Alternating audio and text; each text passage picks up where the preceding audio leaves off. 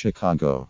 Former President Barack Obama studiously avoided any mention of President Trump or the assault on his own legacy as he returned to his adoptive home on Monday for his first public event since leaving the White House.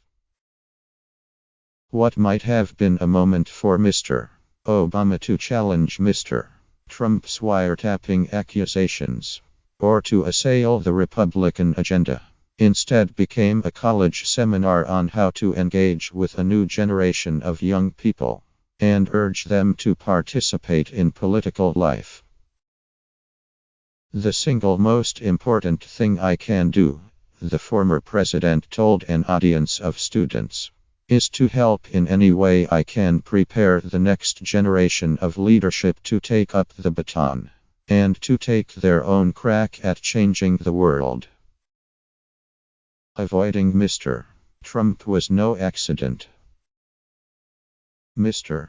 Obama has decided for now, at least to steer clear of any criticism of his successor, in part out of gratitude that former President George W. Bush took that same approach. But Mr. Obama and his advisors also have concluded that confronting Mr. Trump now would be a political mistake. If Mr. Obama were to challenge the president directly, they believe the former president would become a foil for Mr.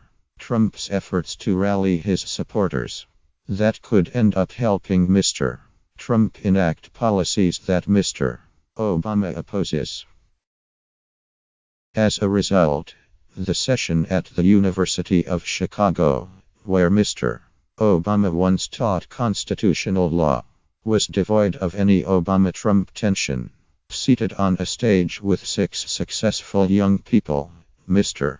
Obama was relaxed and casual, musing about his political life story and offering a few jokes. "So, what's been going on while I've been gone?" Mr. Obama said, chuckling at the start. Later, he hinted at the current political climate by recalling his 2004 observation about there not being a red America or a blue America during his speech at the Democratic National Convention that year. "That was an aspirational comment," he acknowledged, prompting laughter from the panel on stage and the audience. "Obviously, it's not true when it comes to our politics and our civic life." Mr.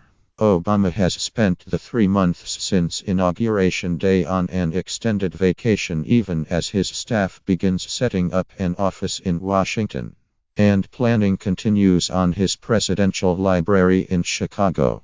He is also starting to work on a memoir.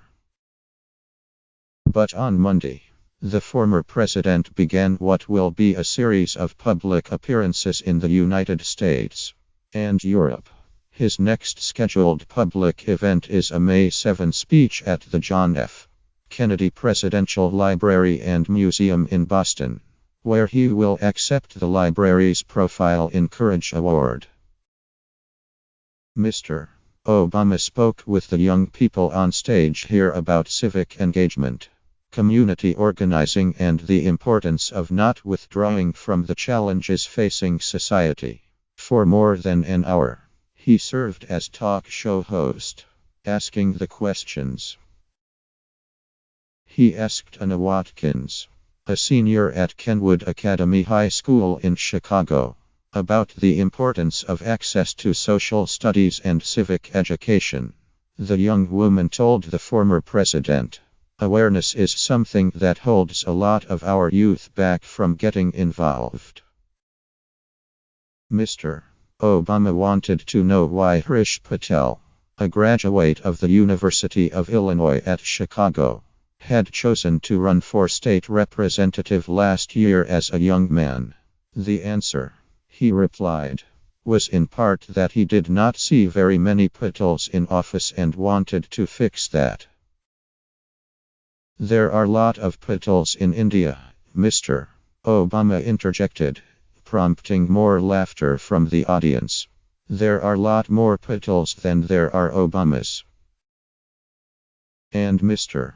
Obama asked the lone Republican on the panel, Max Friedman, an undergraduate at the University of Chicago, about the issue of political correctness on college campuses. But when Mr. Friedman answered with a personal story from 8th grade, the same time that Mr. Obama was launching his first presidential campaign, the former president interrupted. "Can I just say, I'm old," Mr. Obama said. "That's minus, but please, continue."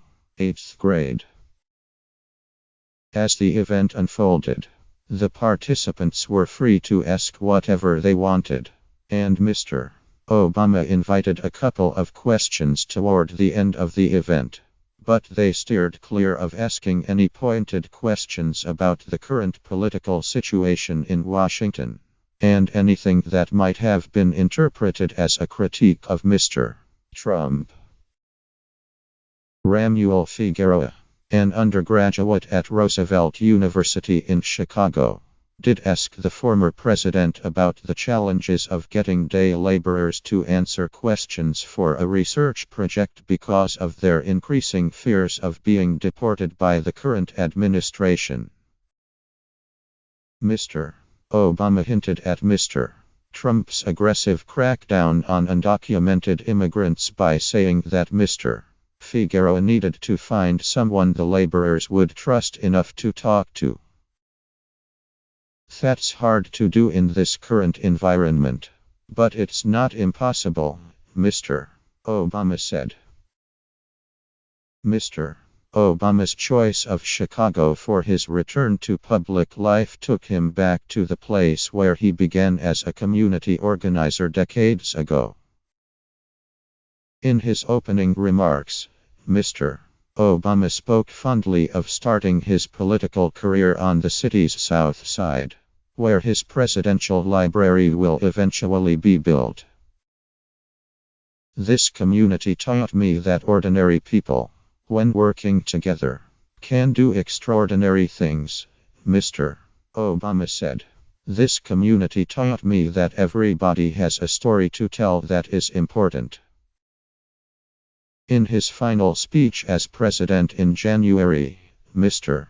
Obama also traveled to Chicago and talked about the effect the city had on him as a young man. "It was on these streets where I witnessed the power of faith and the quiet dignity of working people in the face of struggle and loss," Mr. Obama said on Jan. 10. "This is where I learned that change only happens when ordinary people get involved, and they get engaged, and they come together to demand it." Mr. Obama's conversation on Monday echoed many of the themes he talked about in that farewell address, including his plea that people not take democracy for granted. Mr.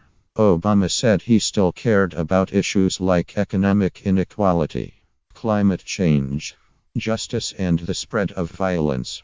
But more than anything, he said, it was a lack of leadership that stopped the country from making inroads on solving those problems.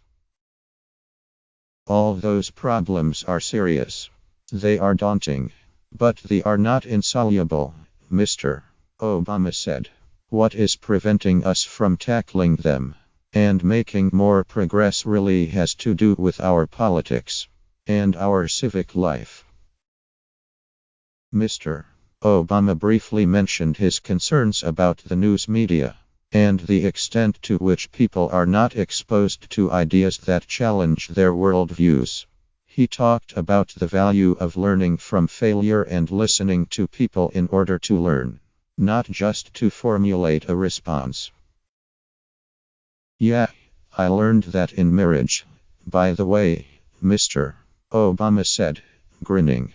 "That will save you a lot of headache and grief. Sorry, just a little tip there."